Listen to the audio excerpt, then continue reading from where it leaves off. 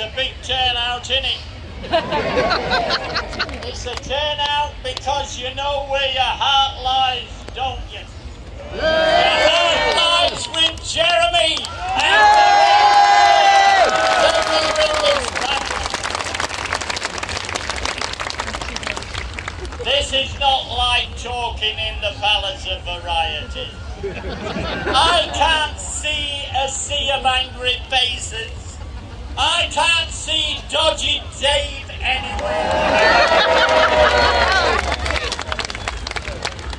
What we're witnessing here today is a meeting of the thousands of people, many from the north, but from all the corners of the Britain, that know that today is important in this battle against the Parliamentary Labour Party.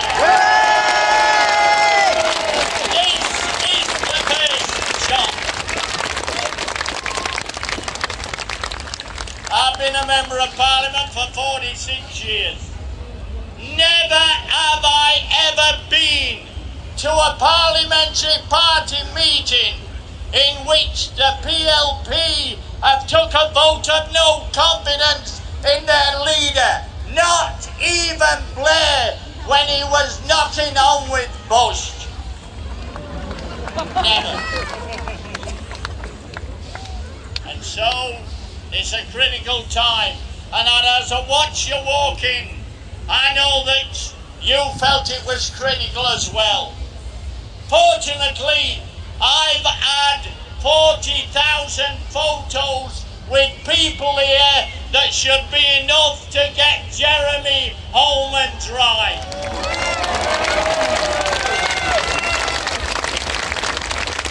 But if he needs any more, there are literally another 150,000 out there in Britain waiting to back him. Politics is changing. You know it is. We're fighting against austerity. Every bit is shot. You've heard from Tim Roach today about the steel workers. Why have they closed these factories down? Because China is coming here with Osborne's help to dump the steel and throw people out of work. And you all know it, don't you? You know it.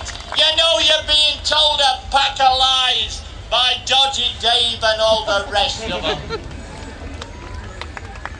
And that's why you're here today. The forecast was rain, but at the moment I got on the platform, the sun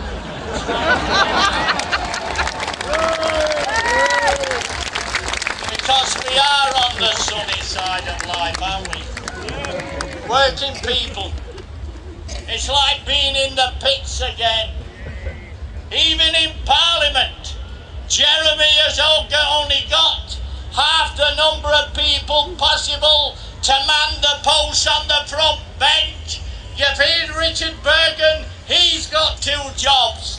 Dave Anderson is covering Scotland and Northern Ireland, and he's making a job of it, I'll tell you. Every time he opens up his mouth, you can tell he's speaking for people like you.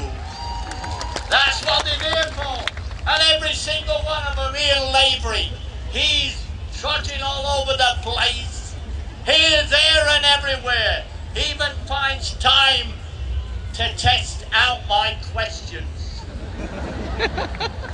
I ask him first, do you think it'll work? And invariably he says yes. Yes, there are people here that you've heard from. Davy Hopper, that's part of Jeremy's team. We've got one more than 80 years old that's doing Welsh Affairs and leader of the House. I saw Billy Etherington today in the County Hotel. I wish Billy was here. Billy could do 3. Yes, it's been a critical time. But I'll tell you, Jeremy has measured up to the task. And won't be tired anybody telling me that when you see a crowd like this, that it's impossible for him to win an election. We've had 3 by-elections already under Jeremy, 3 in a row, where the majority's gone up since Miliband left. And in the last one in Tooting, where we've been down to as low as a 1,000 majority, we've just got a junior hospital doctor elected for Labour with a 5,500 majority in a marginal seat. Don't tell me that Jeremy can't deliver. They talked about his actions on the EU. I checked the result for Islington. It was 70-30 to stay in. I think he'd been doing a lot of bloody work, don't you? He got twice as many votes as Alan Johnson in Hull. He had a vote of no confidence in him other day. Let's remember, Michael Foot got some stick when he was the leader of the Labour Party. Do you know what they did with him? The right-wing element in Parliament. They actually discussed in the middle of an election campaign, 10 days before the vote, whether to get rid of Michael Foot because he didn't look the part. And Jim Mortimer had to go to the assembled press. You've probably seen it on the telly. And he had to tell the press, Michael Foot, it has been agreed this morning, is our candidate still. Just imagine what that did to the election. In the middle of the SDP, do you remember then? Shirley Poppins, Dr. Death, all the rest of them, where are they now? They were going to rule the world. They were like the right wing of the Labour Party today. And where are they? They're stuck in House of Lords. 2 of them. Don't tell me about the political right. I've been watching them every day since I got there. I watch them on your behalf because it's important to be able to tell you that they're acting like the UDN, a party within a party. Never been done before. What they did the other week when they decided to have the vote of no confidence in Jeremy, but some of us are fighting back, and there is nobody stronger than the people here in the North East that will never let go. That's why I'm here today.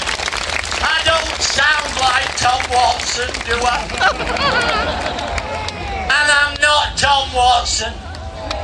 I'm here to represent the working class and will never give in. Never ever give in. I don't want Neil Kinnock to tell people in the social media about me. He lost 2 elections in a row. And Jeremy will soon be heading for the first. Even in the rain, we'll fight on. We've got a leader we can trust, who'll take on the banks. It'll be like 1945 all over again. When we build the National Health Service, Jeremy will be there to save it. We'll get rid of 0-hour contracts and send Mike Ashley back from whence he came. We're going to build a new Britain. In 1945, a little man, and I said to my father as a boy, I know Churchill is dad, but who's our leader? He said, he's a nice man. and he's got a lot of good people around him. Well, Jeremy's surrounded by good people here today. We've got a job to do, and we should be laying out the Labour policies. The policies that you've heard on this platform today. That's the task of Jeremy Corbyn, to map out our future. A future like 1945, get Britain back to work. And if the immigrants are working in Britain, they should be paid the same as all of us, instead of undercutting. When I went in the pits in 1949, I worked with Poles, Lithuanians.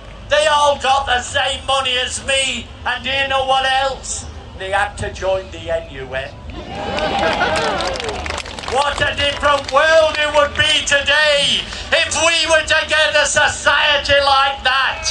The end of 0-hour contracts, £10 an hour minimum wage to start with. Oh yes, we could deal with the banks and make the rich pay the taxes. It would be relatively simple for somebody that's committed. We have been waiting for years for somebody to come along who looks to the people as being genuine, sensible, and prepared to fight to the bitter end. That man is Jeremy.